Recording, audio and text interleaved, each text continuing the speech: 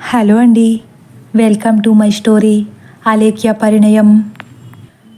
రెండు స్వచ్ఛమైన మనసుల కలయికే ఈ అలేఖ్య పరిణయం. మరి ఇంకెందుకు ఆలస్యం, పదండి కథలోకి వెళ్ళిపోదాం. ఆదిత్య మాత్రం అలేఖ్య ఏం మాట్లాడుతుందో పట్టించుకోకుండా అలేఖ్య వైపే చూస్తూ, అలేఖ్య ఐ లవ్ యూ అని ప్రేమగా చెప్పేస్తాడు.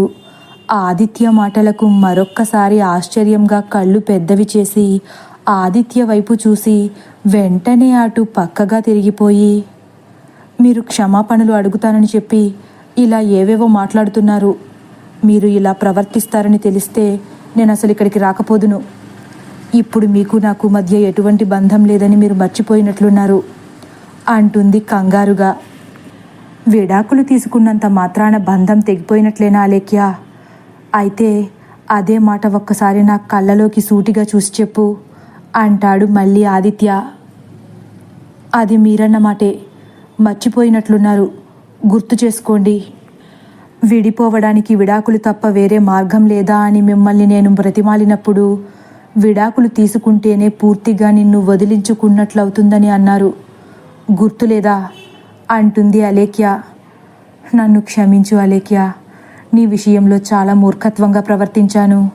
నీ విలువ తెలుసుకోకుండా నిన్ను దూరం చేసుకున్నాను అంటాడు ఆదిత్య.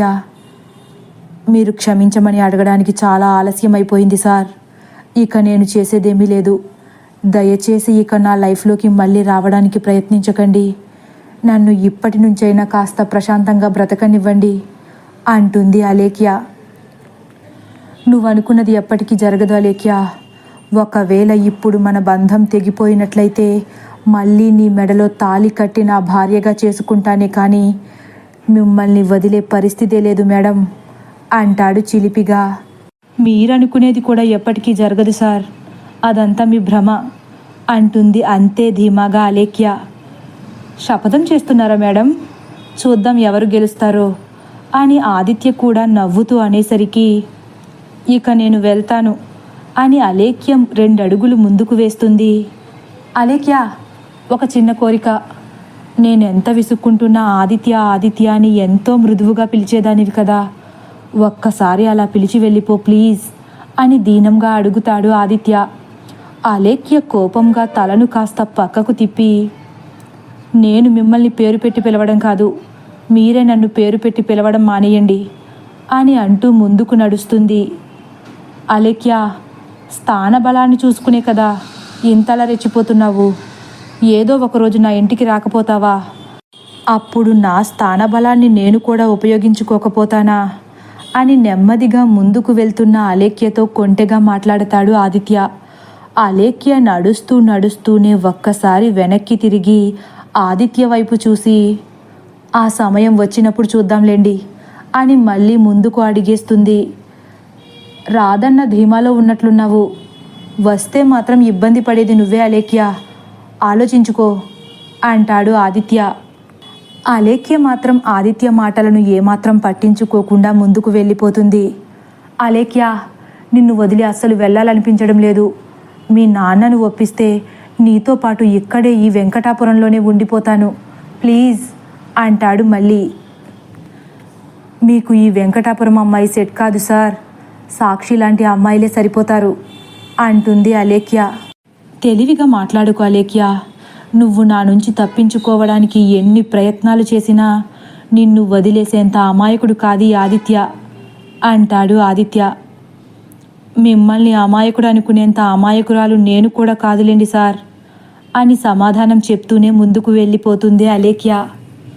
సర్లే వెళ్ళొస్తాను, నువ్వు జాగ్రత్త అంటాడు దిగులుగా. వెళ్ళండి, ఇంకా మళ్ళీ రావద్దు అంటూ పరశురాం వాళ్ళ దగ్గరకు వెళ్ళిపోతుంది అలేఖ్య. అలేఖ్య తనకు దూరంగా ఒక్కొక్క అడుగు వేస్తుంటే ఆదిత్య గుండెలపై కొద్దిగా భారం పెరిగినట్లవుతుంది. అలేఖ్యను విడిచి ఉండాల్సి వచ్చిన ఒక్క క్షణమైనా ఆదిత్యకు నరకంలా తోస్తుంది. ఆదిత్య కూడా ఇక చేసేదేం లేక నెమ్మదిగా వాళ్ళ దగ్గరకు వెళ్ళి నుంచుని పరశురాంతో, అలేఖ్యతో నేను చెప్పాలనుకున్నవన్నీ చెప్పేశాను మావయ్య, చాలా థ్యాంక్స్. నేను అన్న మాటలు చేసిన అవమానాలను ఇంత తొందరగా క్షమిస్తారని అస్సలు అనుకోలేదు. సరే, మీరు ఇంటికి వెళ్ళి రెడీ అయి ఉండండి. నేను వెళ్ళి టైర్ పంచర్ వేయించుకుని వచ్చేస్తాను. పదండి అంకుల్, ఇక బయలుదేరదాం అని పరంధామయ్య వైపు చూస్తూ అంటాడు. ఆదిత్య కళ్ళలో బాధ అందరికీ స్పష్టంగా కనిపిస్తుంది. పరశురాం సరే అన్నట్లు తల ఊపి అలేఖ్యను ఇంటికి తీసుకువెళుతున్నారు. ఆదిత్య అలేఖ్య వైపే దిగులుగా చూస్తూ ఉన్నాడు. అలేఖ్య మాత్రం వెనక్కి తిరిగి చూడకుండా తల వంచుకుని ముందుకు వెళ్ళిపోతుంది. పరశురాం అలేఖ్యను తీసుకుని ఇంటికి వెళ్ళిపోతారు.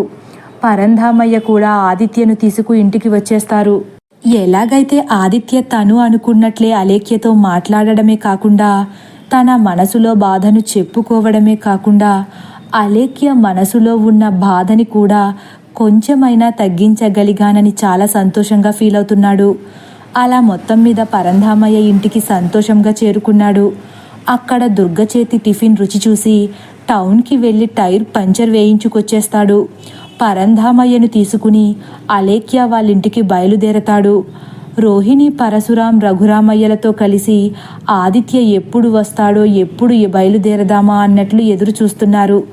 సరిగ్గా అప్పుడే కారు ఇంటి ముందు వచ్చి ఆగేసరికి అప్పటి వరకు ముందుండి పెదనాన్నకు జాగ్రత్తలు చెబుతున్న అలేఖ్య ఒక్కసారే రోహిణి వెనక్కి వెళ్ళిపోయి మౌనంగా నిల్చుంది. పరంధామయ్య, ఆదిత్యలు గేట్ తీసుకుని లోపలికి వెళ్లారు.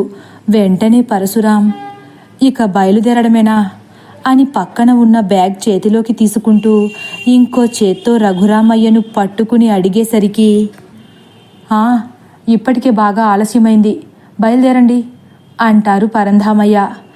ఆదిత్య చూపులు రఘురామయ్య వైపు ఉన్న మనసు మాత్రం అలేఖ్య దగ్గరే ఉండిపోయింది. ఒక పక్క అలేఖ్య కూడా ఆదిత్య వైపు చూడకపోయినా మనసులో ఆదిత్య గురించి ఆలోచిస్తుంది. సరిగ్గా అప్పుడే పరశురాం ఫోన్ రింగ్ అవుతుంది. అన్నయ్య, ఒకసారి కూర్చోండి, ఎవరో ఫోన్ చేస్తున్నట్లున్నారు అని రఘురామయ్య చేతిని వదిలి జేబులోంచి ఫోన్ తీసి చూస్తారు. శకుంతల గారు అంటూ చిట్లించిన కనుబొమ్మలతో ఫోన్ లిఫ్ట్ చేస్తారు పరశురాం. పరంధామయ్య, రోహిణి, అలేఖ్యలు కూడా శకుంతల ఎందుకు ఫోన్ చేసిందా అని ఆశ్చర్యంగా చూస్తున్నారు. హలో అన్నయ్య, ఆదిత్య అక్కడే ఉన్నాడా అని గాబరాగా అడుగుతుంది శకుంతల. మీ అబ్బాయి ఇక్కడే ఉన్నారు అంటారు పరశురాం. ఆదిత్య ఫోన్ ఛార్జింగ్ లేనట్లుంది, ఎంత చేసినా కాల్ కలవట్లేదు. ఆయనకి యాక్సిడెంట్ అయిందన్నయ్య, ఒకసారి తొందరగా ఆదిత్యకు ఫోన్ ఇవ్వండి అని గాబరాగా మాట్లాడేసరికి పరశురాం ఒక్కసారి ఆశ్చర్యపోయి, హరికి యాక్సిడెంట్ అయిందా అని నోరెళ్ళబెడతారు. ఆ మాట విన్న అక్కడ ఉన్న వాళ్ళందరూ కూడా హడలిపోతారు. వెనక ఉన్న అలేఖ్య కంగారుగా ముందుకు వచ్చేసి పరశురాం పక్కన నిలబడి, మామయ్య గారికి యాక్సిడెంట్ అయిందా అని కళ్ళలో నీళ్లు తిప్పేసుకుంటుంది. అవునన్నయ్య, మీరు తొందరగా బయలుదేరి వచ్చేయండి, ఆదిత్యకు ఒకసారి ఫోన్ ఇవ్వండి అంటుంది శకుంతల. వెంటనే పరశురాం, ఇప్పుడు వాడు ఎలా ఉన్నాడు చెల్లెమ్మా, వాడికి ఏం కాలేదు కదా అని గాబరాగా అడిగేసరికి, ఏమో అన్నయ్య, నాకు తెలియదు, ఎవరో కాల్ చేశారు, హాస్పిటల్కి తీసుకువెళ్తున్నారంట. ఈ విషయం ఆదిత్యకు చెప్దామని ఫోన్ చేశాను, వాడుంటే కొంచెం ధైర్యంగా ఉంటుందని అని శకుంతల అనేసరికి, సరేనమ్మా అంటూ వెంటనే పరశురాం ఆదిత్యకు ఫోన్ ఇచ్చేస్తారు.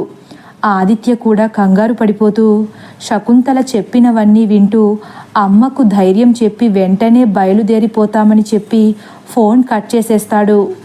హరిశ్చంద్ర ప్రసాద్ గురించి పరశురాం ఎంత కంగారు పడుతున్నారో పరంధామయ్య అంతకు మించి 100 రెట్లు కంగారు పడిపోతున్నారు. హరికి యాక్సిడెంటా, ఎలా జరిగిందిరా అని ఏడుపు ముఖం పెట్టేస్తారు పరంధామయ్య. ఏమో అంకుల్, ఆ అమ్మకు కూడా తెలియదంట, ఎవరో కాల్ చేసి చెప్పారంట అంటాడు ఆదిత్య.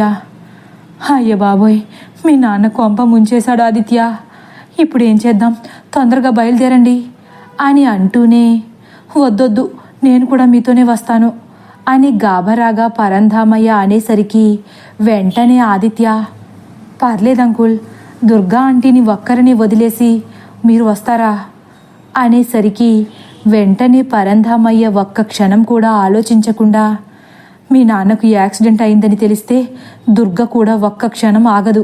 దుర్గని కూడా తీసుకెళ్ళిపోదాం అని అంటుండగానే, నాన్న నేను కూడా వస్తాను అని పరశురాం వైపు దీనంగా చూస్తూ జాలిగా అడుగుతుంది అలేఖ్య.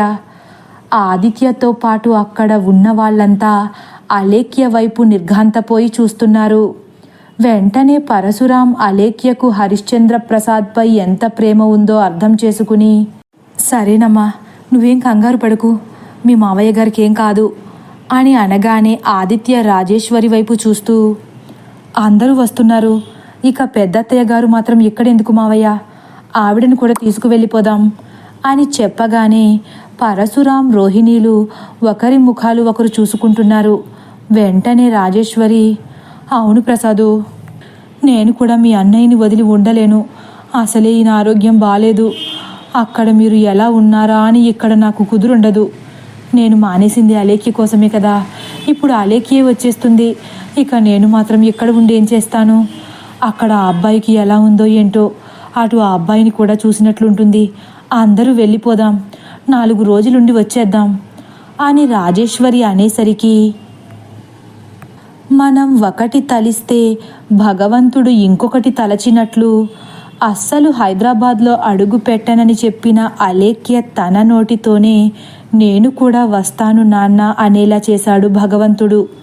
అలా అందరూ హరిశ్చంద్ర ప్రసాద్కి ఏమైపోయిందా అని కంగారుగా హడలిపోతూ హైదరాబాదుకు పయనమయ్యారు. తదుపరి భాగం కోసం వేచి ఉండండి. ఒకవేళ నా కథ కానీ మీకు నచ్చినట్లయితే లైక్ చేసి సబ్స్క్రైబ్ చేయడం మర్చిపోకండి. Thank you for watching.